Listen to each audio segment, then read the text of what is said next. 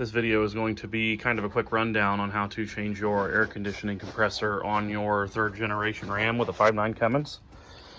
I've already removed the wheel well in the truck. It is laying over there, the plastic one. And here, you'll see your AC compressor. The belt is already off as well. You'll need a 1/2-inch drive ratchet to get to the tensioner, which you can get from below the truck, which I'll show you once I crawl down there.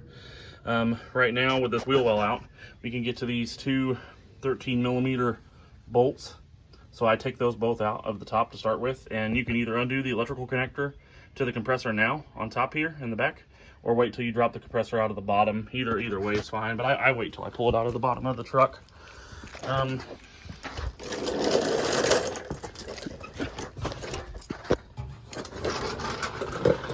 So your 1/2-inch drive ratchet, it's nice to have a long one. Mine's still up in there because my belt isn't on yet, but you just put it on there and you'll pull it towards the passenger side of the truck to get it to have belt tension.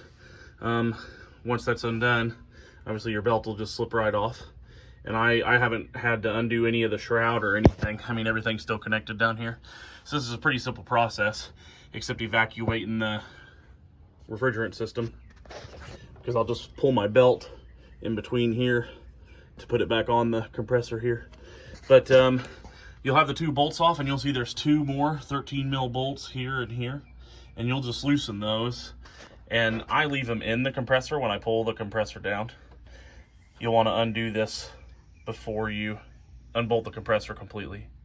And remember, if your refrigerant system isn't evacuated, this is going to be pressurized. So don't unhook this if you have pressure in your refrigerant system. Like, this is just to the point of replacing to the compressor or replacing the compressor. The system's already evacuated. Nothing came out of it when I opened it, and it will need vacuumed once these lines are put back on because the system was open. So this compressor holds 7 ounces of compressor oil, and this particular compressor came charged with 3 ounces. So I only had to add 4 ounces to this compressor.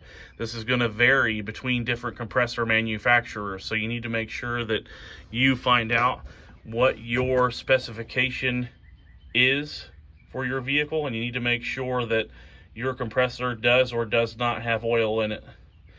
Once these lines are connected to the back side and tightened, I'm going to turn this by hand probably 10 times to rotate the oil through the compressor and through the lines of the system.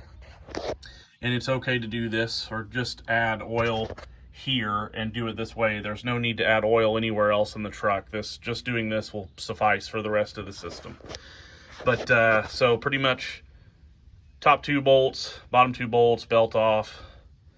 This here, making sure the system's recovered. It's just as easy as that. And then the install procedure is just raising it in there, starting these 2 bolts. Don't tighten them. Go to the top, install those bolts because they won't line up if you tighten these.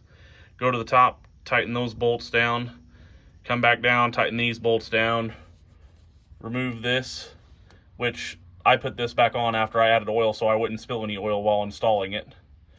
Remove this, install your lines, and install your serpentine belt, and your compressor is installed. After that, you will vacuum your air conditioning system for probably an hour, and then you will charge the system. That's it. Thanks.